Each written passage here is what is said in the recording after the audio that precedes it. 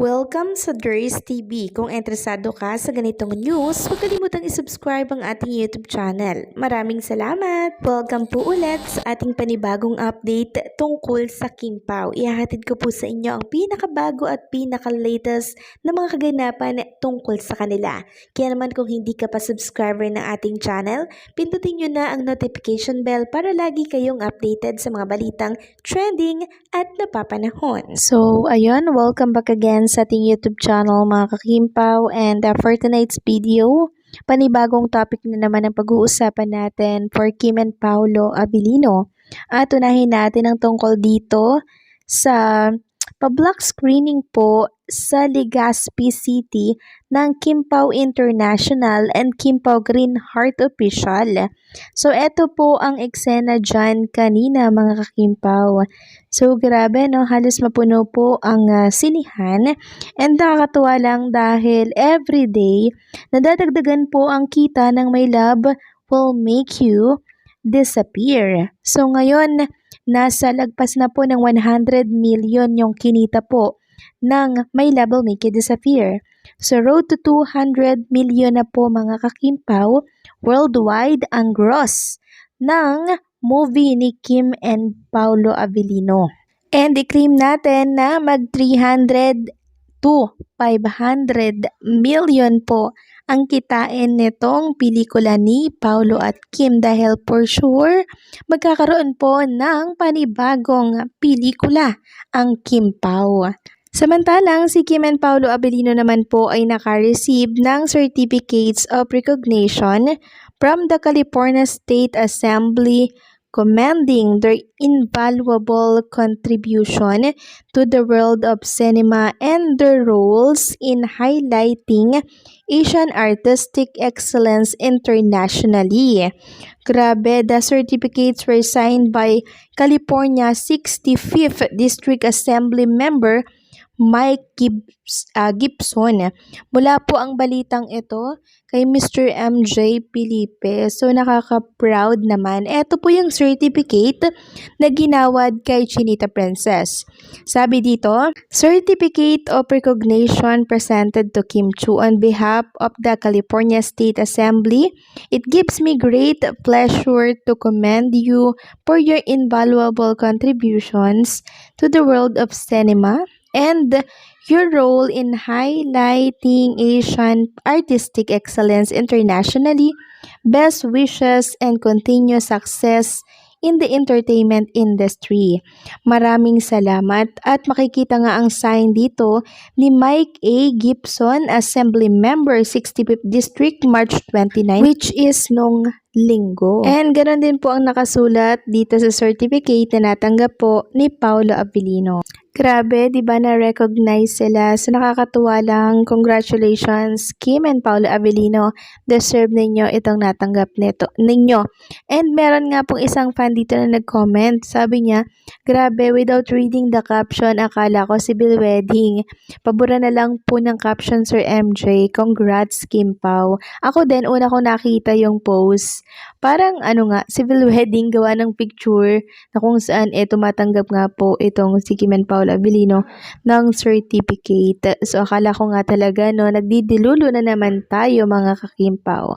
Next topic naman, ang pag-usapan natin ang tungkol dito sa isa sa mga pinag-uusapan ngayon na naging statement ni Paolo Abilino. So, sabi po ni Paolo Abilino doon mga kakimpaw, gusto niya na lamang daw maging house husband, na siyang okay na okay naman po kay Kim Chu, dahil sabi niya ay workaholic naman siya, mahilig siyang mag-work, sabi ni Kim. So, payag siya na maging house husband lang itong si Paolo Abilino. So, willing na willing talaga si Kim na si Paolo ang mag-alaga po, siya ang magluto, diba? Siya ang tumayong nanay ng kanilang mga anak, kasi willing naman po si Paolo na siya ang maiwan sa bahay. Basta i-make sure niya lang na makakapagluto siya, maalagaan niya yung mga pet, and syempre yung magiging anak nila ni Chinita Princess. So, tanggap na tanggap talaga ni Kim na siya talaga yung mapapangasawa ni Paolo Abilino. Kasi masipag naman daw po siyang mag-work. So willing na willing talaga si Kim na siya po talaga ang mapangasawa ni Paolo. Then, ito nga po ang komento ng isang fan, no? Real life talaga to. Si Kim Chiu, she cannot give up being artista. She love her craft too much. There's an interview na sabi niya hindi niya ma-imagine na hindi siya artista. Si Paolo Abilino naman, being a homebody and an introvert, bahay is his safe zone.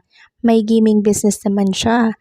May mga alternative naman siyang pwedeng gawin na sa bahay lang. PS, wag kayong nega, ang buhay mag-asawa ay para sa mag-asawa lang. Sila ang magde-decide if that kind of setup works for some couples, then let them be. Huwag tayong padesisyon sa buhay ng iba. Yes naman, and willing na willing nga si Kim Chiu na siya yung magtrabaho. Sabi pa ng isa, okay Pao, house husband ka na lang kasi malaki naman kita mo, gamer, sariling company mo naman at tagatingin sa mga anak nyo ni Kim. Sabi pa ng isa, kahit di magtrabaho may mga business na hindi nalalaman ng lahat. Si Kim may building sa Jensen, niyang si Paolo may iba pang business. Meron pa silang The Crunch, silang dalawa ni Paolo sa Mandaluyong. So napakarami pala namang business ni Kim, ganon din po si Paolo Abilino. Super stable na po itong dalawang to, kaya kung mag-settle man sila sa mga darating na panahon, walang problema. Kasi meron na po silang mga business, meron na po silang income na kung saan talagang stable na. Hindi lamang po sila sa pag-aartista kumikita kundi sa pagbe-business na din. So kahit walang kita sa pag-aartista, meron pa rin pong kikitain si Kim and Paolo Abilino na malaking tulong syempre sa kanilang pamilya. Kaya kung in the future, house husband itong si Paolo Abilino, okay lang din naman, 'di ba? Kasi hindi naman siya yung totally walang income. May business siya, businessman si Paolo. Baka sasabihin ng ibang bashers na umaasa lang kay Kim, 'di ba? Kayo po ba mga kakimpaw, agree po ba kayo na si Kim ang magtrabaho once na nagkapamilya na po silang dalawa ni Paolo? I'm sure hati po yung inyong komento dito. Pero para sa akin, kung ano po ang desisyon ni Kim or ni Paolo Abilino, doon na po ako. Kasi sabi nga po ng isang commentor, base yan sa usapan ng mag-asawa. And hindi ko naman yan panghihimasukan kung yan po ang desisyon nilang dalawa. Basta tayo, basta ako, kung saan sila masaya, doon niya din po ako mga kakimpaw. Basta ba hindi po pababayaan ni Paolo Abilino yung mga gawain niya po sa bahay, no? Habang si Kim po ay nagtatrabaho, habang siya ay may endorsement or may show. Okay na ako doon. So kayo ba, agree ba kayo dito? Please comment down below. So paano, hanggang dito na lamang po ang update natin. Maraming salamat po sa patuloy na pagsuporta.